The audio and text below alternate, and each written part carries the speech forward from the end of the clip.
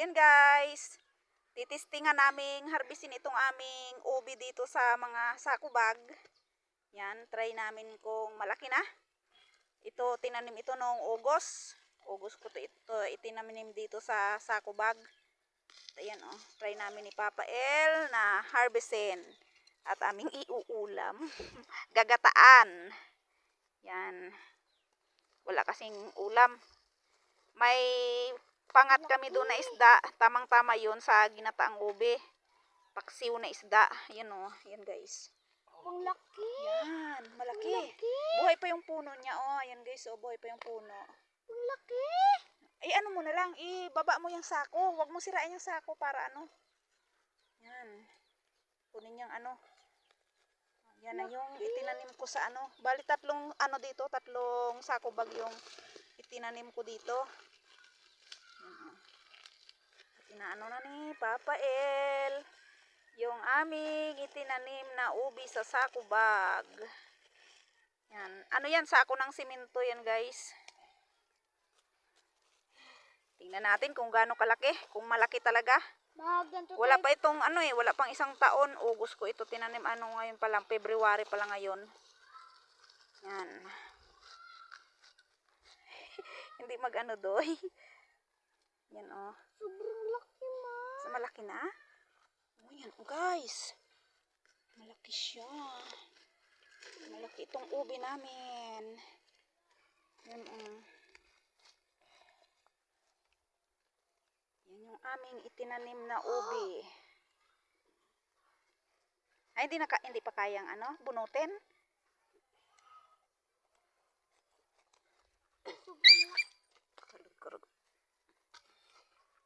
Pasaway itong dudong na to. Yan guys, oh, si Papa El, oh. Pagod na, nakakakutkot. Yung mga aso pa nakikisabay din. Yan, oh. Gaano kaya ito kalaki, itong aming ubi sa sako bag, sa ano ng simento. Pwede na siguro yan, pahilahin mo baga. Yan.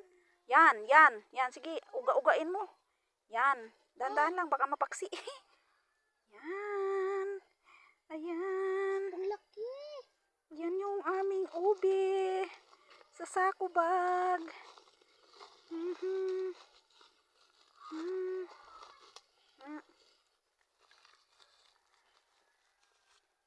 Harvest kami ng ubi para igulay. Oh, diba? Wag na muna yan dyan, anak. Wag muna dyan. Ayan, tama yan. Itatanim ko na naman yan dyan pag yung kunin yung pinaka, ano. Ay, abang laki. Hay, ano bali? My G, hay. Malaki siya, guys. Yan, oh. Well, pag umabot pa pala yan ng isang ano. Yan. Malaki na yung ubi. Sige, tanggalan mo ng ano. Oh. Tingnan yan, guys, oh.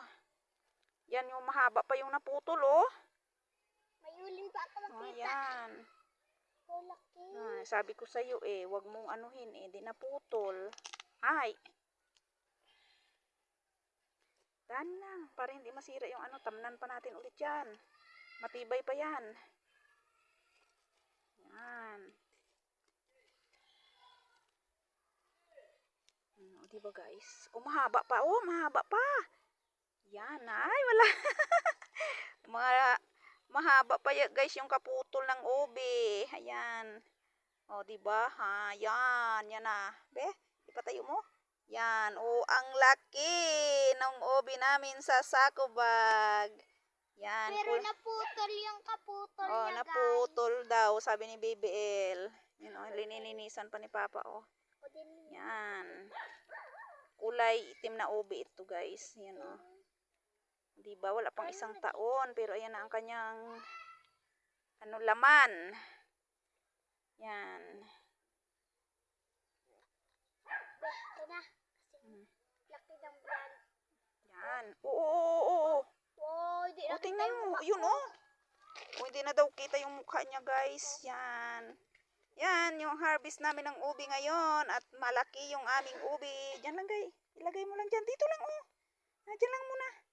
Yan. At doon pa si Papa El, oh, titingin siya doon.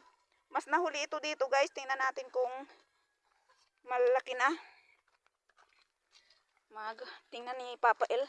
Yung barita na lang pa. Kunin mo yung barita, nak. Dali na. Yan. Kung mas malaki ito dito. Tuy, mamaya na. Ayan naman guys, may bunga. May bunga ng ubi. Ano ko yan, pulutin at itatanim ko na naman. Pulutin ko na, ma. Diyan lang muna. Yan guys, tingnan ni Papa daw kung malaki itong dito na tinanim namin. Yan. Ilayo mo sa puno yung pag ano pa para hindi siya masira, magalos. Ay, malaki na din. Ano lang ito tinanim ko ito ay September na ata. September, ito yung pinakahuling tanim Ito yung pinakahuli, September ko ito itinanim. Anong grade ako yun, ma? Yung nilalagyan namin ito ng gapangan ni Papa El. Anong grade ako Yan. yun, ma? Yan, mukhang malaki. Ha? Malaki din, O, diba? Itong pinakahuli kong tinanim September ito itinanim. Yan. Yung nilalagyan namin ng gapangan. Lakihan mo ng lakihan mo ng butas. Para para hindi siya masira. At kunin mo nga yung Tuy, barita anak, para mas maganda. Tuy!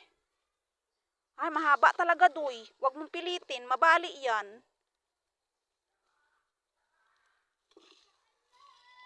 Diyan, dito lang, dito, yung gamit ko dito. Malaki na? Yung aming mga itinanim na ubi. Ba. Lumalaban. Mukhang mahaba. Maputol na naman yan, Bing. Yan.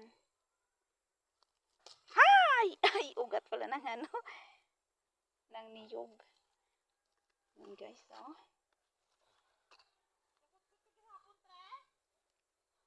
Wala na. Ube. Na.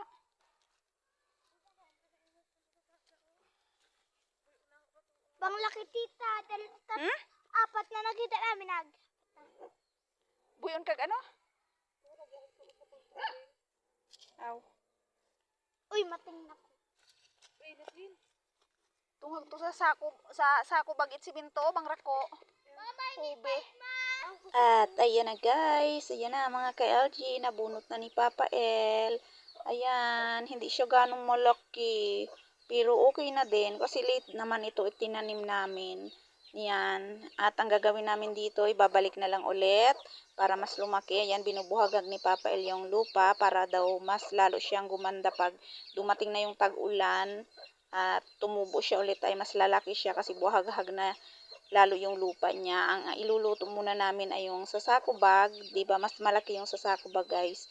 Kaso yung sasako bag kasi maganda talaga yung lupa niya kasi yun yung ginawa kong mga compost sa sako bag na tinamnan ko din ng ubi. Kaya ayan, mas maganda yung ubi doon. O 'di ba, guys? Ang aming itinanim na ubi ay napapakinabangan na din. Pwede na din ito sanang pang-ulam pero sabi ni Papa El yung sasako bag kasi mas malaki.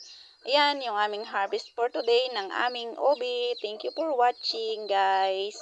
Hanggang sa muli. At sana nagustuhan niyo itong aming video. Yan, harvest ng ubi.